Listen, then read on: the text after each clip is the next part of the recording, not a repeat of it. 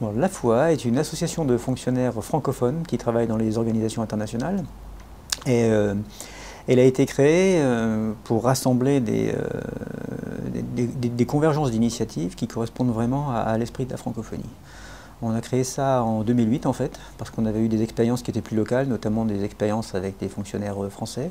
Et on s'est rendu compte qu'on avait des objectifs communs, des envies communes qui pouvaient se rassembler sous le chapitre de la francophonie.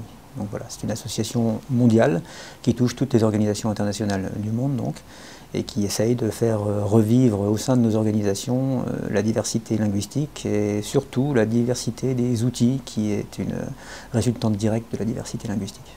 On a constaté qu'il y avait une sorte d'appauvrissement de nos méthodes de travail qui était lié à l'appauvrissement de l'utilisation des langues. Les deux sont liés. Pour ceux qui sont dans le multilatéral depuis longtemps et qui ont eu l'expérience d'une utilisation plus simplifiée, plus spontanée de différentes langues, l'un parlait anglais, l'autre lui répondant en français, le troisième attaquait en allemand. C'est pas toujours possible quand il y a une multitude de langues, mais on se souvient de ces époques où l'utilisation de langues multiples nous permettait aussi de développer des outils qui étaient liés à des cultures particulières et qui étaient plus ou moins adaptés pour une forme de travail particulière. Peu à peu, pour des raisons qui sont souvent dites économiques, mais il y a eu une sorte d'effritement de cette capacité à utiliser plusieurs langues.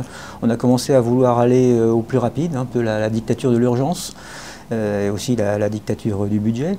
Et peu à peu, on s'est recroquevillé sur l'utilisation d'une langue unique, qui est la plupart du temps l'anglais, mais parfois une autre, qui correspond à la langue qui est utilisée dans le pays où l'organisation internationale s'est mise en place. Et ça a effrité peu à peu les outils qu'on utilise pour travailler, ce qui fait qu'on devient de plus en plus pauvre quant à notre capacité à traiter nos dossiers. Notre objectif, c'est de rapporter la diversité linguistique afin de pouvoir rapporter après coup la diversité des outils et donc la richesse qu'on a connue en une autre époque.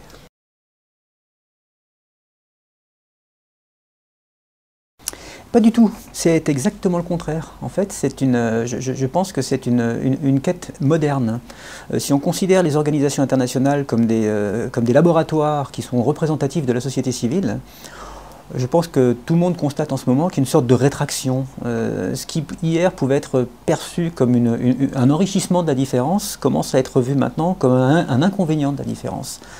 Et là encore, si on pense sur le court terme, si on pense en termes d'efficacité, effectivement, une langue unique pour tout le monde, c'est plus efficace.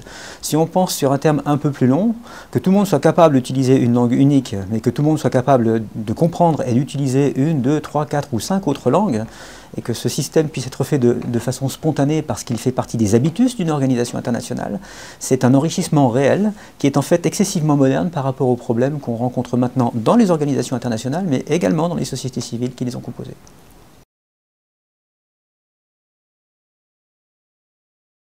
La FOA, face à la problématique de cet appauvrissement linguistique, a publié un manifeste. Le manifeste pour le soutien de la diversité linguistique et culturelle et du français dans les organisations internationales.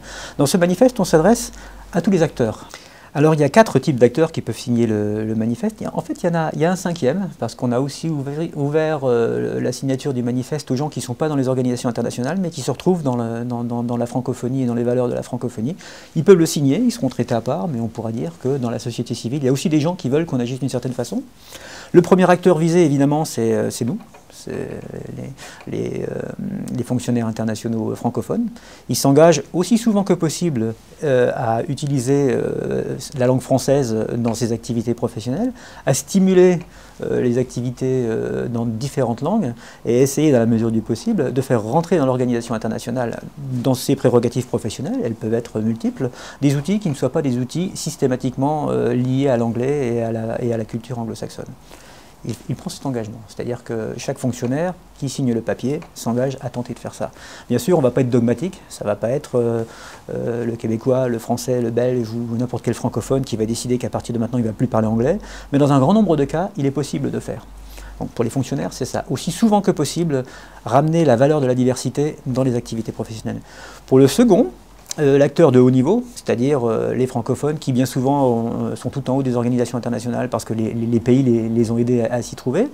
C'est utiliser leurs valeurs emblématiques pour stimuler les gens à avoir ce comportement je vais dire, citoyen quasiment au sein des organisations internationales. Le meilleur exemple, il s'est passé au mois d'octobre quand on a fait la première journée du français dans les organisations internationales. Monsieur Wu Zhongqiu, qui est le directeur général de l'Organisation pour l'interdiction des armes chimiques, a porté la cocarde de la journée du français dans les organisations internationales. Il a proposé un pot de la diversité, il a parlé de la nécessité d'avoir de la diversité linguistique dans son organisation, et 25% du personnel s'est joint à lui. 25% du personnel. Alors que dans d'autres endroits, là où il n'y avait pas un personnage emblématique pour le faire, le nombre se réduisait à quelques dizaines, au grand maximum quelques centaines.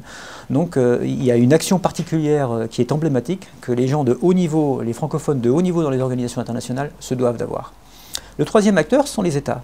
Ils ont signé le Vademecum, ils se sont engagés formellement à défendre la langue. Maintenant, il faut qu'ils donnent aux gens qui sont dans les organisations internationales les moyens de le faire.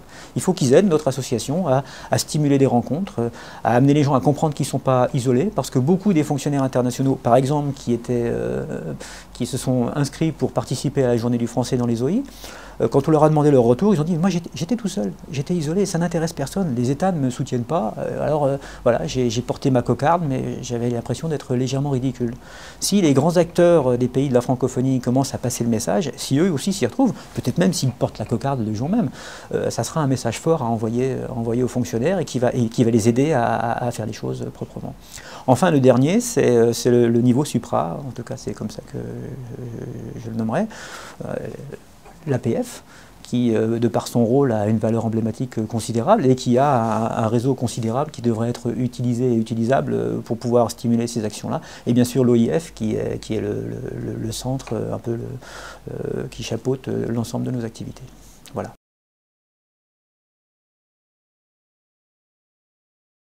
On pense que sur la longue durée, il faut faire en fait le pari de la jeunesse. Donc la FOA s'adresse maintenant aux jeunes francophones.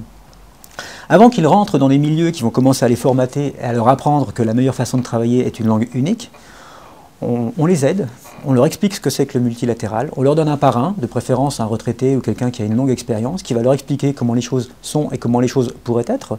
On les amène à travailler aux activités de notre association, ils vont faire de la cartographie stratégique, ils vont rencontrer des gens, on va les faire rentrer un peu dans les systèmes diplomatiques pour les amener à avoir une petite expérience qui va certainement à terme leur permettre de rentrer plus facilement dans le multilatéral, mais en même temps qu'on les aide, on leur demande de s'engager sur nos valeurs, à savoir la diversité. On vous a expliqué que la diversité était quelque chose d'important, la diversité des langues, la diversité des modèles. Quand vous serez à l'intérieur, si vous avez la chance d'y rentrer, pensez à ceux qui doivent arriver derrière, aidez-nous à faire rentrer des jeunes qui auront les mêmes valeurs que nous et protégez ces valeurs qui vous auront aidé à rentrer. Voilà, on pense que le pari de l'avenir est le pari de la jeunesse.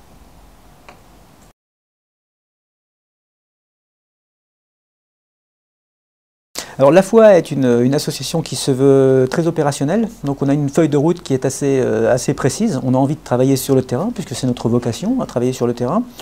La fin de l'année passée a été utile pour mettre en place la structure globale de ce qu'on veut faire, donc le manifeste qui en appelle aux différents acteurs. Maintenant il faut réaliser les choses.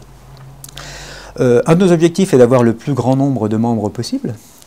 Donc on va faire des présentations dans chacune des grandes organisations internationales. Pour faire ces présentations, on va essayer de mettre de l'activité chez nos partenaires, à savoir l'OIF. On va essayer d'avoir le soutien de l'OIF, d'avoir le soutien de l'APF, d'avoir le soutien des représentations permanentes des différents pays auprès des organisations internationales, ce qui sera leur façon à eux de montrer un dynamisme par rapport au Vademecum par exemple, puisque c'est un engagement qui est quand même un engagement formel.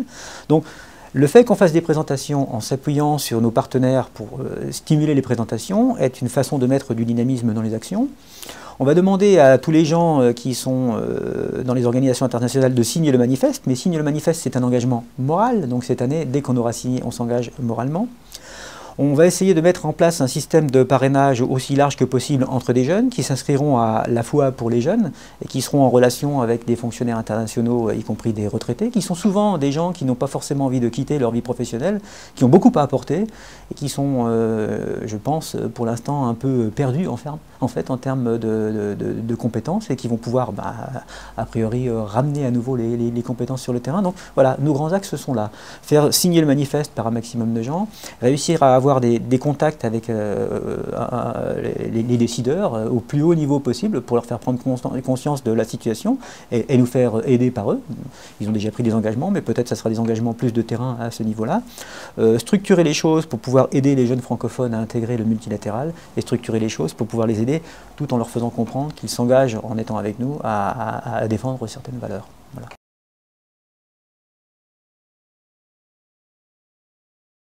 Peut-être encore insister en particulier sur la modernité de cette approche et sur son importance au-delà des organisations internationales.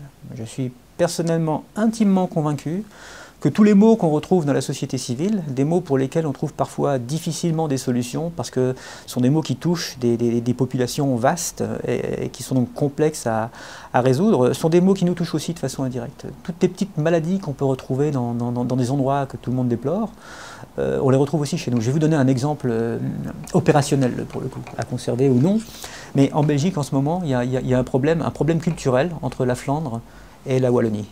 Et la question linguistique est au cœur de cette problématique. Parler français ou parler flamand.